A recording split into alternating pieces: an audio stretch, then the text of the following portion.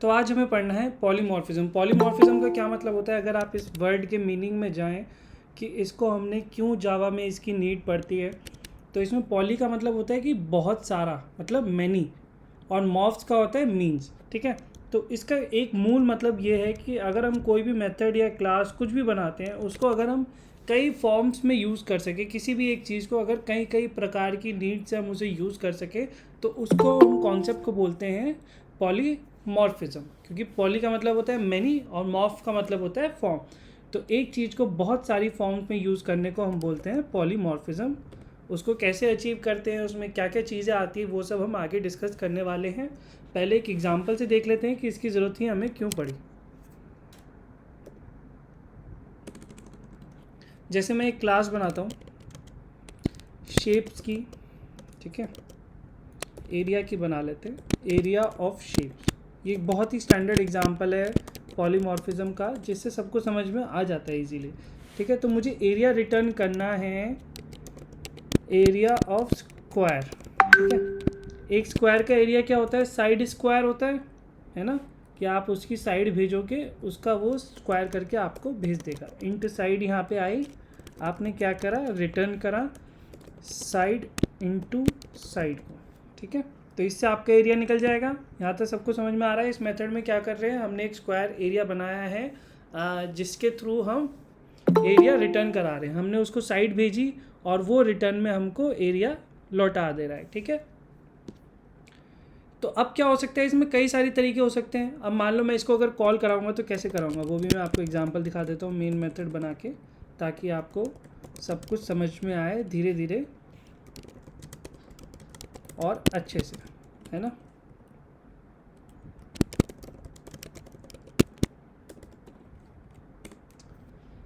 ठीक है, तो मैं कैसे करूँगा, मैं एरिया ऑफ स्क्वायर्स का एक ऑब्जेक्ट बनाऊंगा। यहाँ तक तो सबको ये चीज़ें आ रही है ना कि कैसे हम ऑब्जेक्ट बनाते हैं, क्यों कॉल करते हैं। ऐसा कोई बच्चा है जिसको ये ऑब्जेक्ट बनाना वगैरह समझ में नहीं आया, हम कैसे बनाते हैं?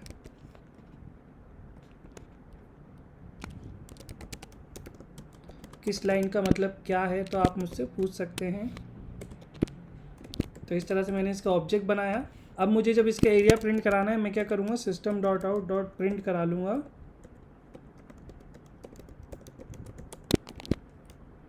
Area of square.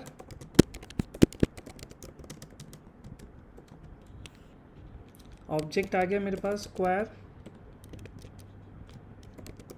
Dot area of square, और यहाँ पे हम इसका साइज़ पास कर देते हैं, 5 सेंटीमीटर ले लेते हैं। ठीक है, अब इसको मैं रन करा देता हूँ।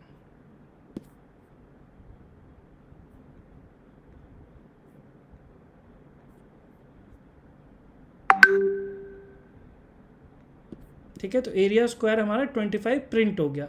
अब आप क्या देख रहे हो, यहाँ पे मैंने एक इंटीजर पास करा है, बट मेरे पास ऐसी भी तो नीड हो सकती है कि मेरे पास साइड डबल में हो।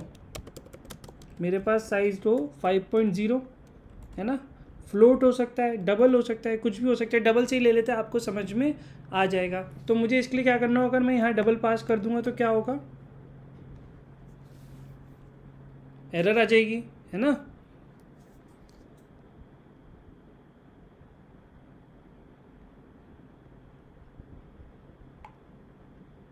एरर आ गई कि आपने कन्वर्जन टाइप गलत दिया है।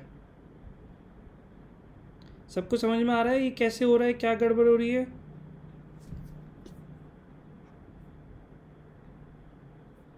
ठीक है, तो अब हम क्या करेंगे, अब अगर मुझे इसके लिए मेथड बनाना होगा तो मुझे क्या करना होगा, एक और मेथड बनाना होगा जिसका रिटर्न टाइप ही डबल होगा, एरिया ऑफ स्क्वायर डबल। ठीक है, तो ये एक मेथड बनाऊंगा मैं। अभी हमने कुछ भी नहीं पढ़ा है, अभी मैं सिर्फ आपको ये बता रहा हूँ पॉलीमॉर्फिज्म की नीड ही क्यों पड़ी, क्योंकि अगर चीज़ों को आप अच्छे से समझोगे तभी आपको हमेशा के लिए वो समझ में आएंगी। ठीक है, तो इस तरह से आपने मेथड बनाया और यहाँ पे आपने रन करा दिया, तो आपका अब डबल में आ जाएगा, 25.0 आपका आंसर आ गया। ठीक है, तो अब क्या होगा कि ऐसे तो बहुत प्रॉब्लम होगी, हर चीज़ को हम बार बार अलग अलग मेथड बनाएंगे, अलग अलग चीज़ बनाएंगे। अगर आप देखोगे कि इसके अंदर काम तो सेम ही हो रहा है, कि इसके अंदर भी side square side square side square, इसके अंदर भी साइड स्क्वायर, तो एक ही चीज़ के हम दो मेथड क्यों बनाएं? क्यों ना हम कोई ऐसा तरीका निकालें कि जिससे एक ही मेथड से हमारे एक ही मेथड के नाम से, मतलब मेन यहाँ पे नाम का फ़र्क है कि आपने जैसे यहाँ पे लिखा डबल किया तो बहुत सारे नाम बन जाएंगे। तो कुछ ना कुछ ऐसा हम तरीका निकालें कि जिससे एक ही नाम से हमारे सारे काम चल जाएं। तो उसी को हम पॉलीमॉर्फिज्म बोलते हैं कि अगर एक ही नाम से आप बहुत सारे कई फॉर्म में यूज़ कर सकते हो। उसके 2-3 टाइप है जो हम आगे डिस्कस करते हैं। In simple words, we can define polymorphism as the ability of a message to be displayed in more than one form। जो मैं आपको इतनी देर से बताना चाह रहा हूँ, अगर आप रियल लाइफ एग्जांपल देखेंगे, एक पर्सन एक बार में बहुत सारे कैरेक्टरिस्टिक ले सकता है। वो फादर भी हो सकता है, हस्बैंड भी हो सकता है, एम्प्लॉय भी हो सकता है, सन भी हो सकता है, किसी का ब्रदर भी हो सकता है ना। तो हर जगह पे वो अलग बिहेवियर देता है अपना। तो इसी को ही हम मोटा मोटा पॉलीमॉर्फिज्म कहते हैं। ठीक है।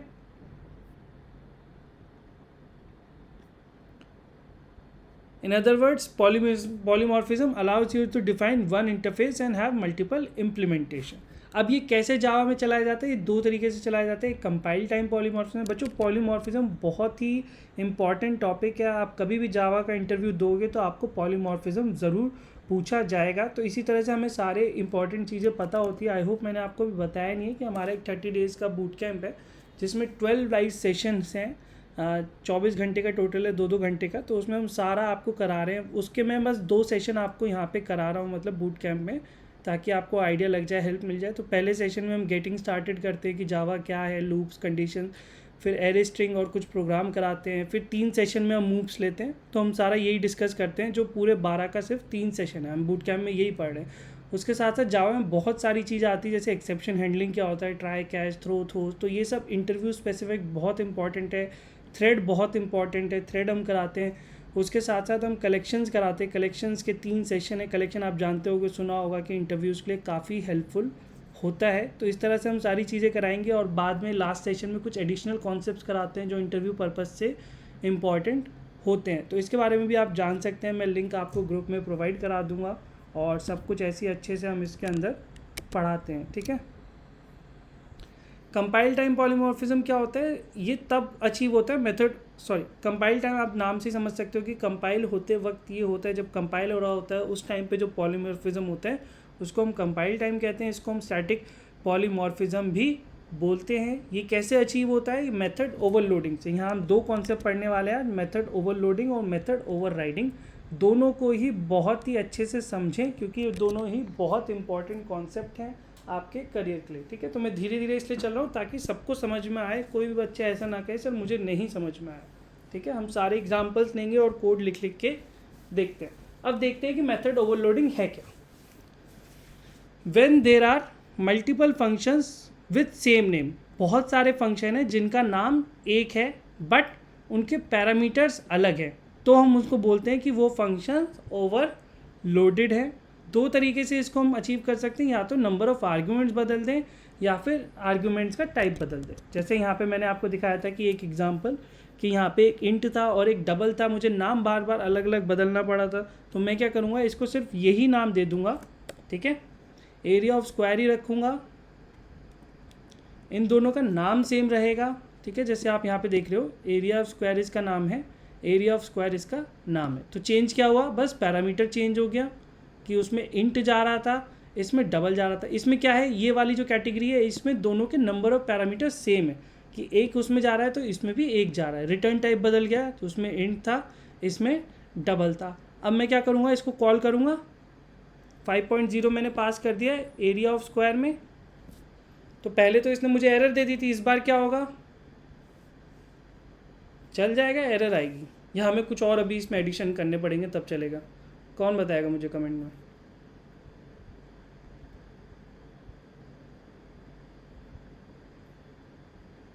एनीवन? एडिशन करना पड़ेगा, शैलेंद्र बोल रहे हैं। और कोई?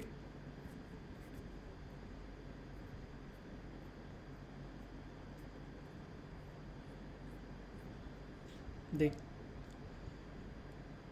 चल जाएगा, अनमोल कह रहे हैं, हमजा कह रहे हैं, ठीक है, वेरी गुड। और हमारा चल गया है, क्योंकि अब क्या होगा, कंपाइलर क्या देखेगा, हमारा चल चुका है। ठीक है। अब कंपाइलर क्या देखता है, अगर आप, मैं समझाता हूँ आपको कंपाइलर इसे कैसे रन करेगा। उसने ऑब्जेक्ट देखा, उसने फिर स्क्वायर वाली क्लास में गया, जब कंपाइलर यहाँ आया उसने देखा एरिया ऑफ स्क्वायर नाम का मेथड ढूंढो। ठीक है। तो उसने एरिया ऑफ स्क्वायर नाम के 2 मेथड उसको मिल गए, ठीक है। फिर उसने कहा कि अब ये देखो जो पैरामीटर आया है इसका टाइप क्या है। उसने टाइप देखा कि ये तो डबल है, वो पहले इस पे आया, ये तो इंट है तो ये नहीं एग्जीक्यूट कर सकते। फिर वो यहाँ पे आया, इसने देखा ये डबल है तो इसने ये वाला कॉल कर दिया। तो कंपाइलर अपने हिसाब से मैच कर लेगा अगर सेम नाम के बहुत सारे मेथड हैं कि कौन से वाला टाइप मैच कर रहा है। जैसे अगर मैं यहाँ पे इसे इंटीजर कॉल करता हूँ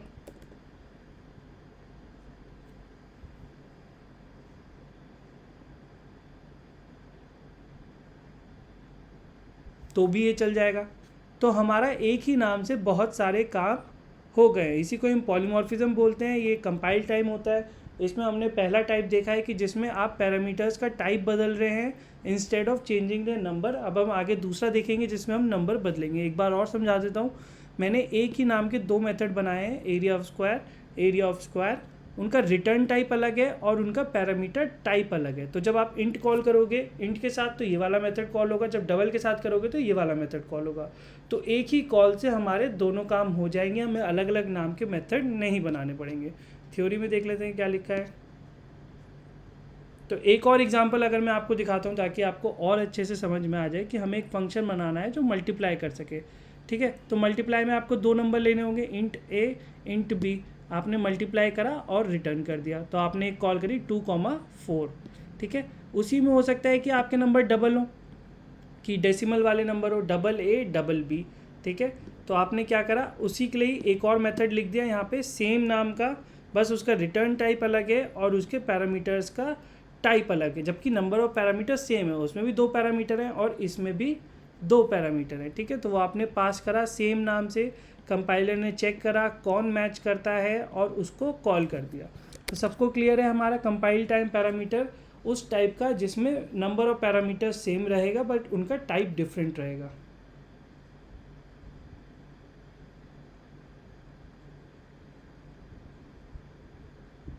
ठीक है, वेरी गुड। अब हम आगे बढ़ते हैं ऐसे एग्जाम्पल की तरफ जहाँ पे नंबर ऑफ आर्ग्यूमेंट्स ही बदल जाएगा। जैसे मैं एक सिंपल बना देता हूँ कि किसी भी शेप का एरिया निकाल के दे दो मुझे, एरिया ऑफ शेप, ठीक है। तो यहाँ पे एक स्क्वायर हो सकता है, यहाँ पे स्क्वायर में इंटू साइड आ गया, साइड साइड हो गया। अब अगर मैं इसमें चाहता हूँ कि रेक्टेंगल का भी निकल जाए,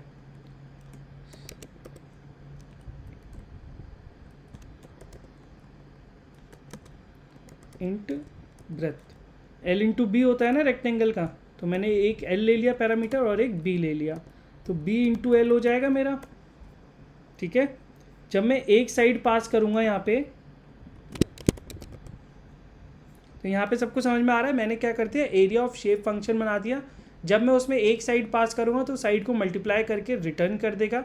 जब मैं उसमें 2 साइड पास करूँगा तो वो उन दोनों साइड को मल्टीप्लाई कर देगा, जो कि हमारा एक रेक्टेंगल का एरिया निकल के आ जाएगा। अब मुझे जब ये कॉल करना होगा, जब मैंने एक इंटीजर पास करा तो ये क्या करेगा, मुझे स्क्वायर का एरिया दे देगा। अब मैं दूसरी कॉल करूँगा जिसमें मैं दोनों चीज़ों को इसमें पास करा दूंगा, ठीक है। तो 25 आ गया। अब मैं क्या करता हूँ, 5,10 कर देता हूँ सेम मेथड में। मैंने नाम नहीं बदला है, सिर्फ नंबर ऑफ आर्ग्यूमेंट्स यहाँ पे चेंज हो गए हैं, ठीक है। तो 5 इंटू 10 हमारा 50 आंसर आ गया। उसने अपने आप देख लिया कि एक पैरामीटर था तो एरिया ऑफ शेप इस वाले पे चला गया, 2 पैरामीटर था तो इस पे वो आ गया है, ठीक है। तो ये एक दूसरा टाइप है जिसमें हमने मेथड का नाम सेम रखा है बट नंबर ऑफ आर्गुमेंट्स बदल दिए। ये दोनों आप साथ भी कर सकते हो कि आर्गुमेंट्स भी बदल दो, टाइप भी बदल दो, बट इन्होंने 2 कैटेगरी इसलिए रख दी ताकि आपके लिए समझने में थोड़ी कन्वीनियंस हो, क्योंकि बहुत सारे कॉम्बिनेशंस बन जाते हैं, ठीक है। तो इसलिए ये सिंपल सा कॉन्सेप्ट है। आई होप सबको क्लियर हो गया। एक और एग्जांपल मैं दिखा दूंगा मल्टीप्लाई वाला नोट्स में।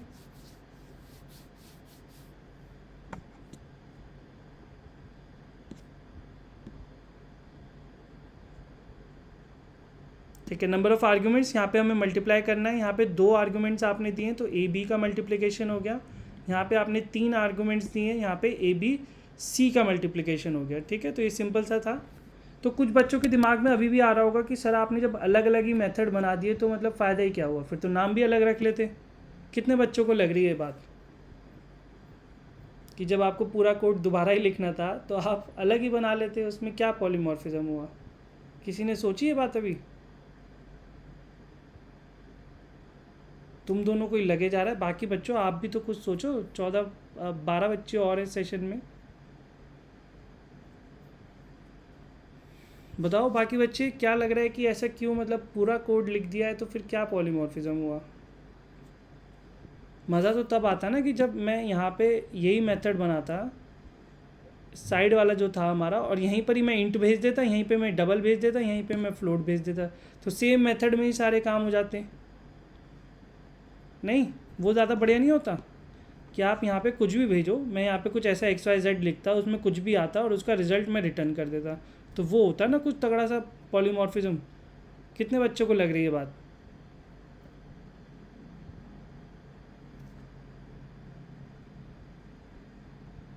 जया को लग रही है, और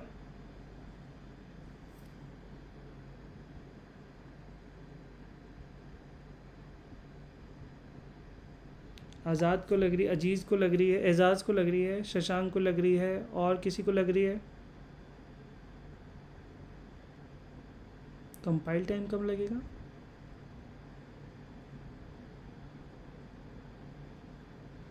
और किसी को लगा कि ऐसा होना चाहिए था तो ज़्यादा पॉलीमॉर्फिज्म अचीव हो जाता? तो ऐसा भी पॉसिबल है बच्चों, ऐसा भी हो जाता है, वो होता है जेनरिक्स की मदद से। आई होप आपने सुना होगा कि जावा में कुछ जेनरिक्स होते हैं, तो उसमें क्या होता है कि वो आपको एक ब्लैंक बना देगा, आप उसमें कोई भी ऑब्जेक्ट पास कर सकते हो किसी भी टाइप का। तो जेनरिक्स इन जावा जो हम इसमें पढ़ने वाले हैं सेशन में, तो काफ़ी होता है। उसमें क्या होता है कि आप ऐसे यहाँ पे टी पास कर दोगे, टी साइड, ठीक है। टी को हम क्या मान लेंगे, एक जेनरिक क्लास हो गई, और साइड इनटू स्टार वो कुछ भी रिटर्न कर सकता है। यहाँ पे मैं टी लिख दूंगा, वहाँ पे आप टी लिख दोगे, ठीक है। तो इस तरह से जेनरिक होता है। फिर उसमें आप एंगुलर ब्रैकेट लगा के उसका टाइप मेंशन कर सकते हो, कुछ भी कर सकते हो, बहुत सारी चीज़ें होती है। तो ये जेनरिक्स थोड़ा एडवांस कॉन्सेप्ट है, जावा में थोड़ा बाद में ऐड हुआ था, जिसकी मदद से आप कोई भी डेटा टाइप, कोई भी ऑब्जेक्ट कहीं भी पास कर सकते हो। बट उसमें क्या होता है, फिर एक रैपर क्लास का भी कॉन्सेप्ट आ जाता है कि जैसे इंट नहीं पास होगा, उसमें इंटीजर क्लास पास होगी। कि रैपर क्लास क्या होती है वो भी हम सीखेंगे कि क्या होता है, कैसे होता है, ठीक है। तो बूट कैम्प ज़रूर अटेंड करें, उसमें सारा आपको सिखाया जाएगा स्टार्टिंग से लेके एंड तक, और ऐसे ही डाउट करेंगे, ऐसे इंट्रैक्शन करेंगे, फ़न करते रहेंगे, ठीक है। तो पॉलीमॉर्फिज्म हमारा ये हो गया, ओवरलोडिंग की एक ही मेथड सेम नाम के हैं, उसके पैरामीटर्स अलग हैं, रिटर्न टाइप अलग हैं, दो टाइप से होता है, different type of argument, int double ले लो या फिर डिफरेंट नंबर ऑफ आर्गूमेंट ले लो, इंट 2-3 इंट, ठीक है। तो इस तरह से आप ओवरलोडिंग कर सकते हो। ओवरलोडिंग से ही मतलब समझो, क्योंकि बच्चों को कन्फ्यूज़न हो जाता है कि ओवरराइडिंग क्या है, ओवरलोडिंग क्या है। तो लोडिंग से आप कह सकते हो कि आपने एक के ऊपर ही लोड कर दिया, ठीक है, कि एक ही नाम के ऊपर बहुत सारे फंक्शन बना दिए, तो आपने उसको ओवरलोड कर दिया, ठीक है।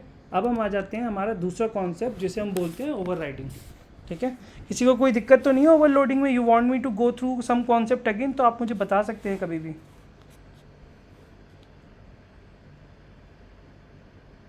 एंगेज करें भैया स्टैटिक इंट बता दीजिए एक बार। ठीक है, बताते हैं स्टार्टिंग। ओवरलोडिंग में किसी को दिक्कत कोई?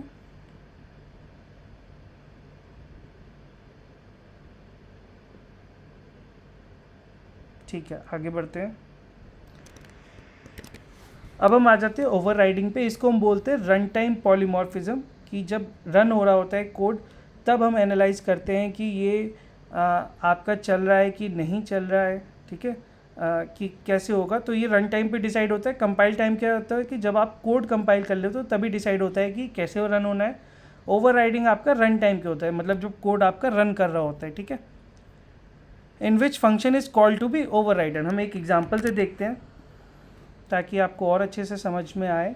फ़ोन का बना लेते हैं, इतने दिन से फ़ोन खेल रहे हैं।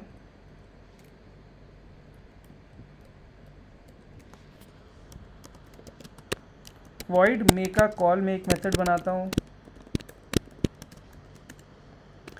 ठीक है। तो मैं इसमें कुछ लिख देता हूँ,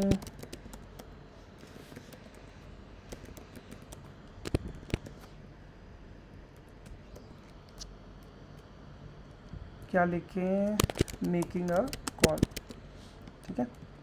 फिर मैं एक आईफोन क्लास बनाता हूँ जो इसके एक्सटेंड करेगी। तो ओवरराइडिंग हमारा वहाँ लगेगा जहाँ पे इनहेरिटेंस हो रहा होगा, ठीक है।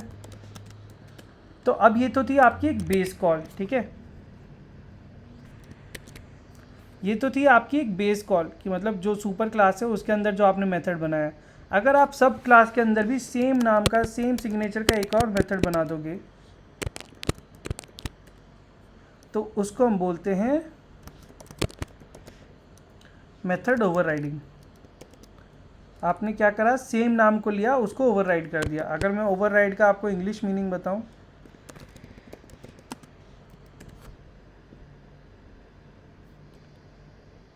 To be more important than something, आपने किसी चीज़ को किसी और चीज़ से ज़्यादा इम्पॉर्टेंट कर दिया। अब क्या हो रहा है कि दोनों में ही एक सेम नाम के मेथड हैं, सेम रिटर्न टाइप पैरामीटर्स हैं दोनों में, ठीक है। अगर मैं फ़ोन का ऑब्जेक्ट बना के कॉल करूँगा तो कौन सा वाला कॉल होगा, ऊपर वाला नीचे वाला, कौन बताएगा? कमेंट में लिखें कि आईफोन का कॉल होगा, फ़ोन का कॉल होगा।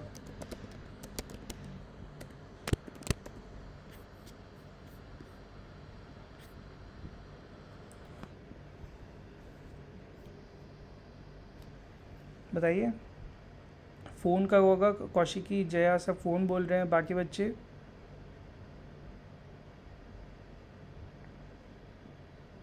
Okay, very good. चलो यहाँ तक बच्चों को बात समझ में आ रही है कि फ़ोन का कॉल होगा, ठीक है, फ़ोन का ही कॉल हुआ है। तो इसने क्या करा, आपने जो मेथड बनाया इसने पेरेंट क्लास के मेथड को ओवरराइड कर दिया। उसने कहा कि ये ज़्यादा ज़रूरी है ना कि वो वाला, ठीक है। हमने सुपर कीवर्ड पढ़ा था, अगर हम यहाँ पे सुपर कॉल कर देंगे तो हमारा ऊपर वाला भी प्रिंट हो जाएगा। ये बात हमने कल ही सीख ली थी, मतलब लास्ट सेशन में, ठीक है।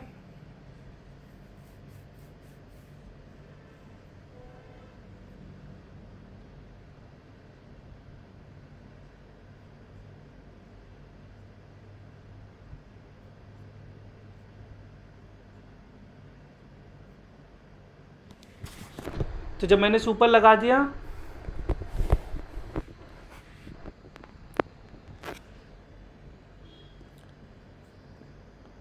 नीचे वाला क्यों नहीं हो रहा?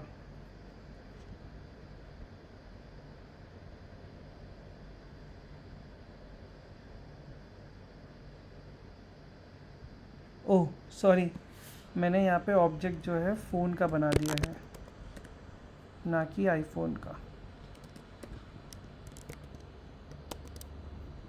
तो इस वजह से वो गड़बड़ हो रही थी। अच्छा तो बच्चों आपने गलत बोला है या आपने सही बोला था?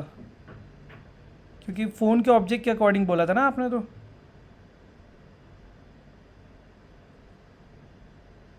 सर एक सर डाउट है सर, फोन के ऑब्जेक्ट क्यों कॉल किया मतलब सर? हाँ वही तो मैंने गलत कर दिया, चेंज कर दिया ना। अब बताओ कि मतलब मैंने आईफोन का ऑब्जेक्ट बनाया है और कॉल किया है, तो अब आईफोन प्रिंट होगा कि फ़ोन प्रिंट होगा?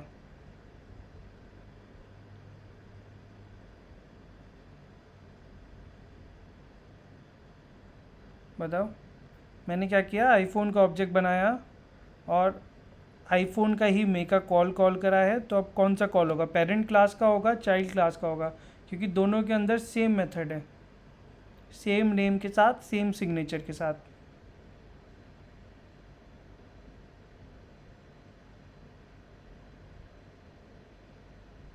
बताओ क्या हो गया?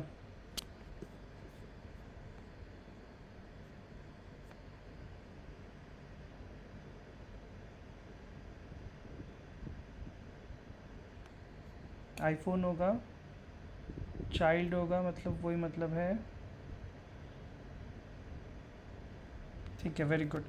तो इसी को ही हम ओवरराइड बोलते हैं कि चाइल्ड ने क्या करा, पेरेंट के मेथड को ओवरराइड कर दिया। अगर इसमें अगर आप चेंज कर दोगे, यहाँ पे अगर आप पैरामीटर लगा दोगे इंट ए, ठीक है, और फिर आप दोनों मेथड्स को कॉल करोगे तो आपके दोनों अलग अलग मेथड प्रिंट हो जाएंगे, कॉल हो जाएंगे, क्योंकि वो सिर्फ उसी केस में काम करेगा जब उनका नाम सेम होगा और उनका सिग्नेचर भी सेम होगा,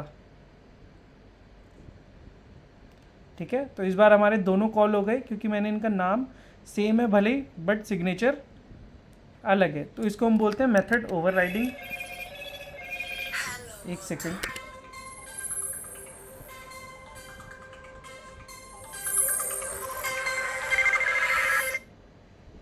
हेलो, हाँ अभी पहले सेशन ले लो फिर देखते हैं।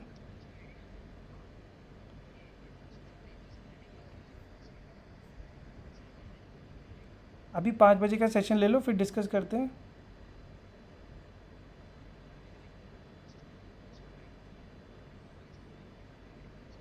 अच्छा, डाल दिया लिंक ग्रुप में।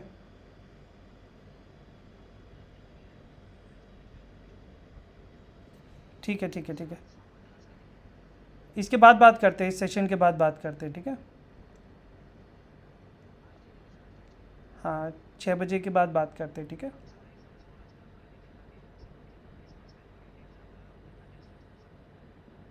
Okay, good good good good, very good.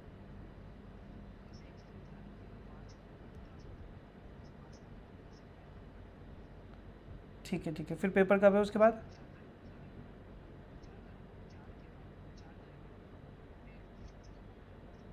ठीक है, बता देना, आप सेशन ले लो फिर बात करते हैं, ठीक है। ठीक है।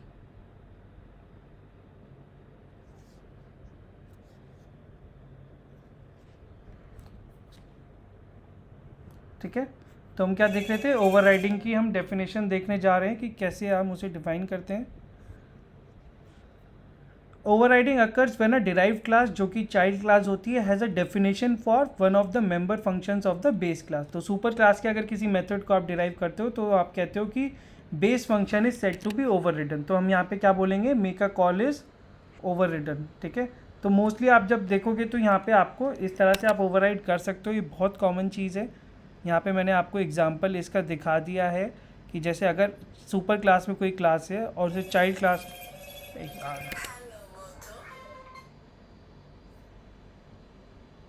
ठीक है, कट गया।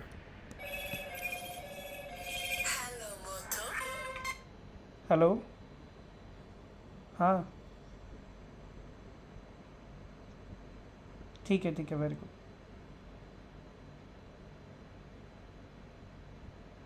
ठीक है,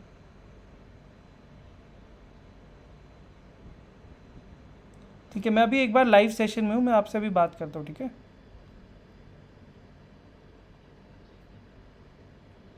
ठीक है, हाँ हाँ, इसमें ईडीए कराना है।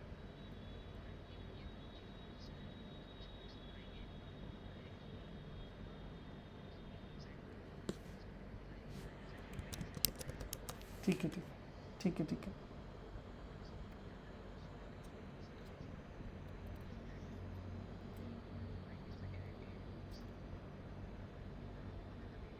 ठीक है ठीक है, मैं कॉल करता हूँ आपको, ठीक है। ओके ओके ओके, हाँ बिल्कुल बिल्कुल, ओके, मैं करता हूँ बात अभी, ओके।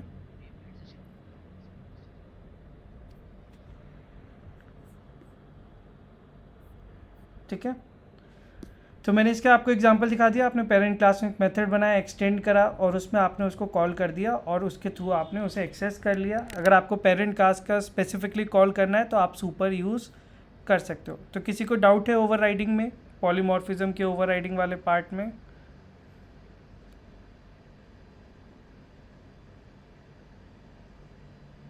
तो एक क्वेश्चन डिस्कस कर लेते हैं,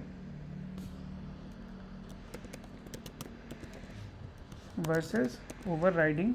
ये बहुत इम्पॉर्टेंट क्वेश्चन है जो आपको अच्छे से आना चाहिए। सब बच्चों से पूछूंगा मैं एक एक पॉइंट करके।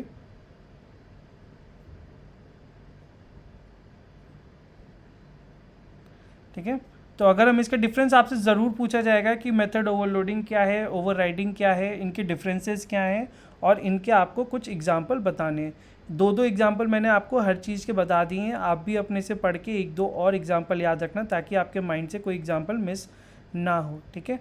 मेथड ओवरराइडिंग क्या है हमारा, कंपाइल टाइम पॉलीमॉर्फिज्म है। मेथड ओवरराइडिंग क्या है हमारा, रन टाइम पॉलीमॉर्फिज्म है, ठीक है। यहाँ तक हमें समझ में आया। ओवरलोडिंग से हमें क्या फ़ायदा मिलता है, वो रीडेबिलिटी बढ़ा देता है। कि जैसे अगर रीडेबिलिटी में हमने यहाँ पे डिस्कस करा था कि shape of area of shapes double हो जा रहा था, तो वो मतलब बड़ा सा नाम हो जा रहा था। अब सेम मेथड रहेंगे तो थोड़ा अच्छा लगेगा कोड समझने में कि हम देख लेंगे कि हाँ भाई डेटा टाइप डिफरेंट है। तो एक ये डिफरेंस आ गया मेथड ओवरलोडिंग में कि रीडेबिलिटी बढ़ जाती है। दूसरा क्या आता है, को आप उसको स्पेसिफिक इम्प्लीमेंटेशन दे सकते हो। जैसे अगर यहाँ पे था हमारा मेक अ कॉल था, यहाँ पे जब मैंने सुपर करा था तो सुपर तो वो करेगा ही करेगा, उसके साथ साथ अगर आपको कुछ क्लास स्पेसिफिक इम्प्लीमेंटेशन देनी, मान लो यहाँ पे 1000 लाइन्स हैं, ठीक है, there are 1000 lines of code, ठीक है।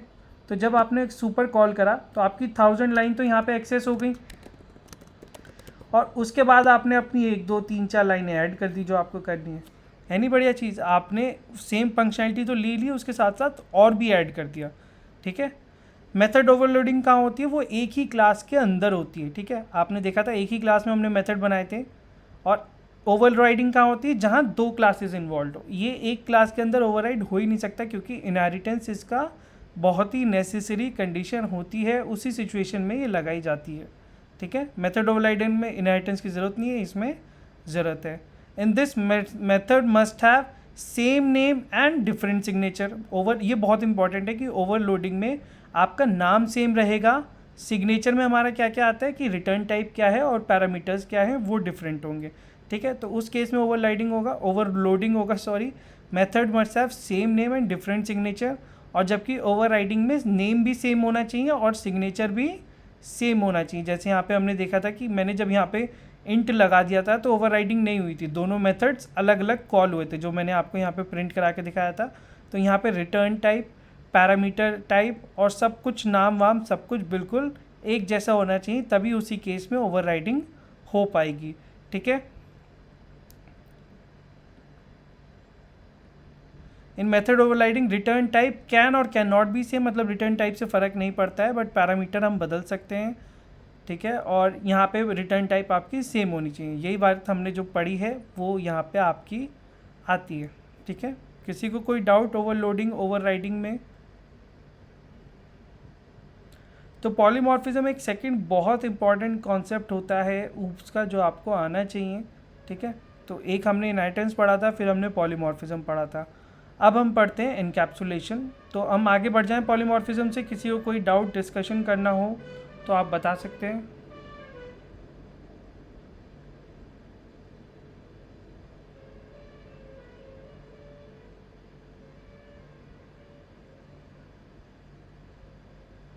ठीक है, अब आ जाता है हमारा एनकैप्सुलेशन। ये थोड़ा सा कंफ्यूजिंग लगता है लोगों को कि इसमें हम क्या अचीव करने वाले हैं, बट मैं आपको बहुत आसानी से समझाऊंगा ताकि आपको चीज़ें समझ में आ सके। एक एग्जांपल देख लेते हैं। जैसे हमने प्राइवेट के वक्त पे एग्जांपल पढ़ा था कि जैसे मेरे पास एक क्लास है, कौन सी क्लास लें इस बार, आईफोन ही ले लेते हैं, एक्सटेंशन हटा देते हैं, ठीक है। तो मेरे पास एक क्या बनाया जाए, इंट स्क्रीन साइज,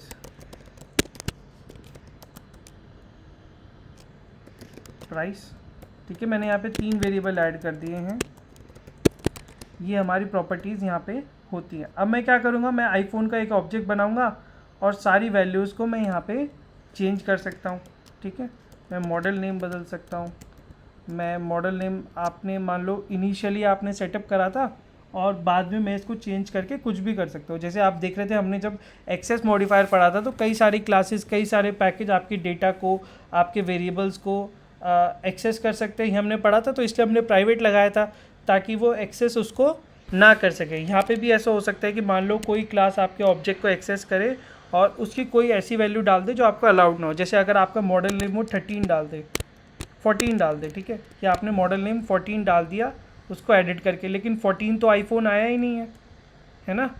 तो आप मॉडल नेम 14 कैसे डाल सकते हो, अभी तो 13 ही आईफोन आया है, 14 थोड़ी आया, अभी 13 तक ही आया ना।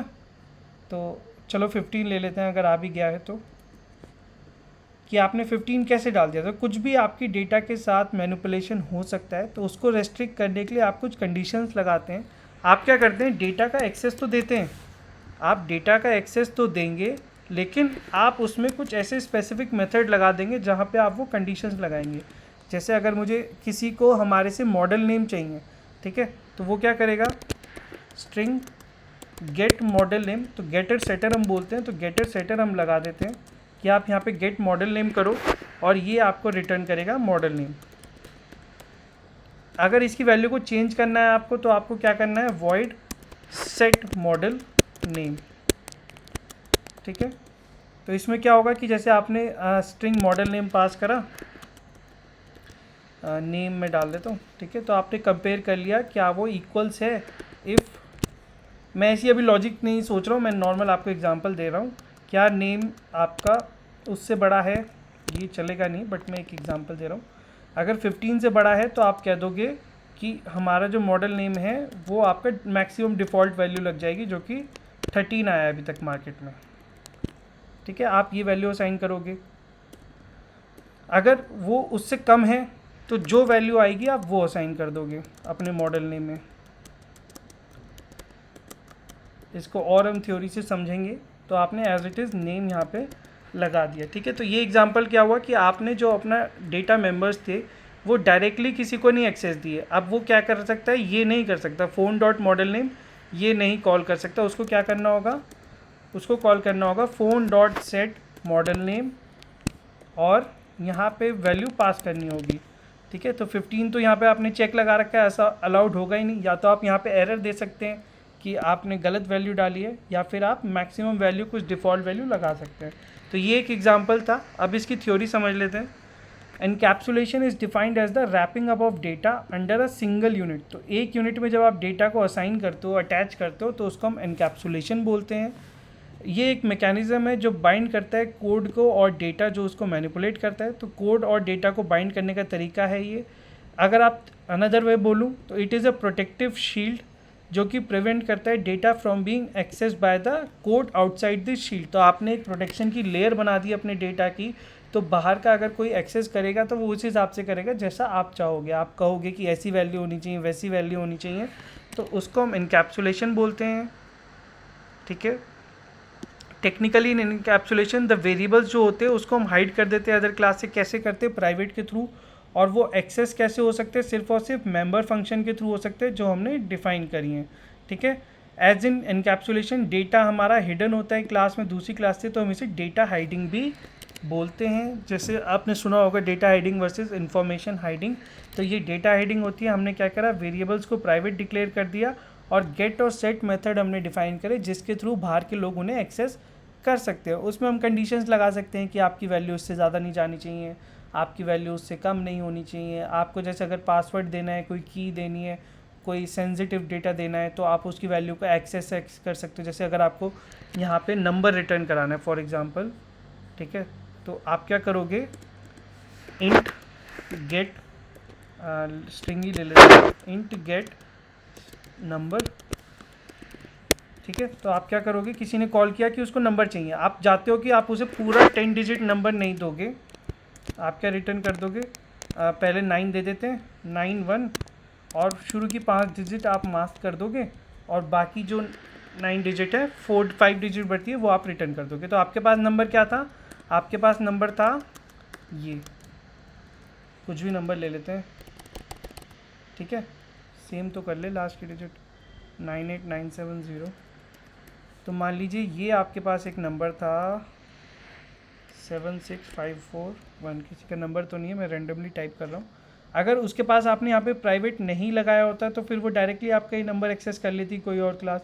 आपने क्या करा, आपने प्राइवेट लगाया और उसको कहा कि आप गेट नंबर के थ्रू एक्सेस करो।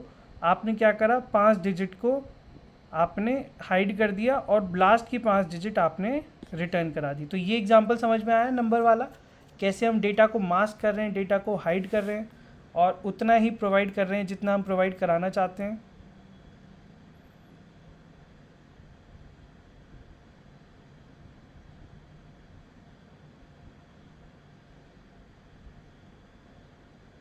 ठीक है, तो इसी कॉन्सेप्ट को हम बोलते हैं एनकैप्सुलेशन, और इसको अलग तरीके से भी बोल सकते हैं हम डेटा हाइडिंग, क्योंकि हमने वैल्यू बाहर से छुपाई। अभी आपको लग नहीं रहा होगा, जैसे अगर हम किसी कंपनी का एग्जांपल लेते हैं फॉर एग्जांपल, ठीक है, कोई कंपनी है जैसे बैंक सॉफ्टवेयर में, न्यूक्लियस में काम करता था मैं, तो वहाँ पे बैंक के सॉफ्टवेयर थे, लोन का एक सॉफ्टवेयर बनाते थे, LMS बोलते हैं उसे, उसमें मैं काम करता था। उसमें क्या था कि बहुत बड़ा कोड था, कम से कम 5-6 GB की फ़ाइल थी, जार फाइल्स जिसमें कोड लिखा हुआ था, लाखों लाइन थी, कम से कम 25-30 उसमें बड़े बड़े पैकेज बने हुए थे, है ना। तो उसमें क्या होता था कि मान लो उसमें 100 डेवलपर काम कर रहे हैं अलग अलग टीम में, ठीक है, बट कस्टमर का डेटा आता था उसमें लाइव कि किसी बैंक का डेटा आया है, किसी कंपनी का डेटा आया है, तो वो आप डेटा अपने एम्प्लॉय को नहीं दे सकते, है ना। अब एम्प्लॉय कोड कर रहा है, वो डेटा निकाल के कहीं बेच दे, कुछ उसका मिसयूज़ कर ले, है ना। तो उसके लिए क्या करते थे, वो गेटर सेटर लगा देते थे, पासवर्ड्स मास्क कर देते थे और नाम रैंडम कर देते थे। तो इस तरह की वो चीज़ें करते थे, किसकी मदद से, एनकैप्सुलेशन की मदद से वो सारा डेटा प्राइवेट कर देते थे और उसके ऊपर अपनी मास्किंग एंड अनमास्किंग की एनक्रिप्शन वगैरह आपको पता होगा, वो वाली टेक्निक्स लगा के वैल्यू हाइड कर देते। जैसे हमजा बता रहे हैं, एक अकाउंट नंबर भी आप कर सकते हो। तो इस तरह के एग्जांपल हैं, ये बहुत ज़रूरी होता है। आप कोई भी कोड अगर किसी भी सॉफ्टवेयर में बनाओगे, एंड्रॉयड में बनाओगे या स्प्रिंग में बनाओगे, तो आप बिना गेटर सेटर के नहीं बनाओगे। अगर आप बच्चों के लेवल पर बना लोगे तो ठीक है, लेकिन एक स्टैंडर्ड का प्रोजेक्ट बनाओगे तो आप हमेशा गेट और सेट मेथड से ही बनाओगे, ठीक है। तो ये एनकैप्सुलेशन था हमारा। एक एग्जांपल मैं पूरा समझा देता हूँ आपको। जैसे मैंने ये आईफोन क्लास बनाई है, इसके अंदर एक प्राइवेट स्ट्रिंग मॉडल नेम किया है, एक प्राइवेट इंट स्क्रीन और प्राइस किया है। तो मैंने गेट करने के लिए क्या वैल्यू ली है, स्ट्रिंग रिटर्न करे get model name, int return करे get screen size, price return करे गेट प्राइस, ठीक है। जब सेट करना होगा तो सेट मॉडल नेम, आपने स्ट्रिंग पास करी और वैल्यू सेट कर दी। स्क्रीन साइज सेट करना होगा, आपने इंट पास किया और वैल्यू सेट कर दी। प्राइस सेट करना था, आपने वैल्यू भेजी और प्राइस सेट कर दी। इसमें आप और भी कन्फिग्रेशन लगा सकते हो, कुछ हाइडिंग वगैरह अगर आपको करनी है। फिर हमने क्या किया, मेन मेथड बनाया, उसमें आईफोन का ऑब्जेक्ट बनाया। सारी वैल्यूज़ हमने सिर्फ डॉट से नहीं लगाई, हमने वो मेंबर फंक्शंस को कॉल करा और उनमें उन वैल्यूज़ को हमने पास कराया।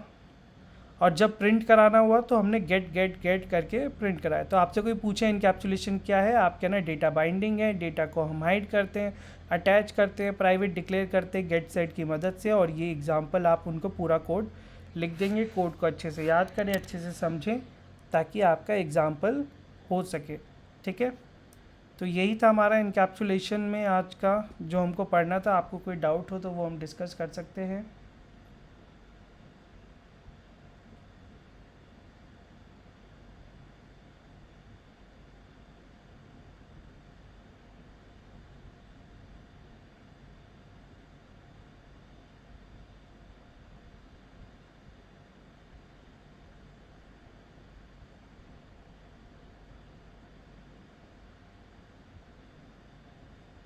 ठीक है, मैं डाल दूंगा। और कोई डाउट किसी को? आज जो हमने 2 टॉपिक पढ़े हैं, पॉलीमॉर्फिज्म और एनकैप्सुलेशन।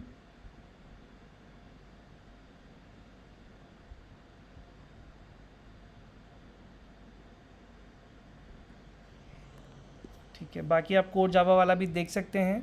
हम फर्स्ट वीक ऑफ जुलाई में ही स्टार्ट करेंगे। एग्जैक्ट डेट मैं आपको ग्रुप बता दूंगा।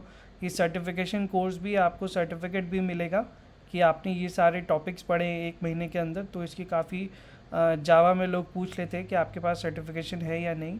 मैं ही टीच करूँगा इसको, तो काफ़ी एक्सपीरियंस है मुझे 4-5 साल का। तो काफ़ी आपको अच्छा कंसेंट मिलेगा, कंटेंट मिलेगा और सारे टॉपिक्स, डाउट्स वगैरह सब कुछ जैसे आप इस बूट कैम्प में देख रहे हो, तो इसी का ही और बेटर वर्जन आपको पेड में मिलेगा। ये तो हमने बस आपको एक सैम्पल के लिए कि आप देख सकें तथास्तु में कैसे पढ़ाया जाता है, तो उसके लिए कंडक्ट कराया था। बट काफ़ी सारी चीज़ें और हैं, हम थोड़ा और बच्चों से क्वेश्चनिंग करते हैं, पूछते हैं थोड़ा सा, ताकि वो बता सके, क्योंकि आप जितना इंटरेक्ट करोगे उतना ही बेटर है। बट अगर मैं अभी करने लगा तो आप सब बच्चे छोड़ छोड़ के जाने लगोगे, है ना। तो इसलिए ठीक है। तो अगर आपको कोई डाउट हो तो मुझे बता दें।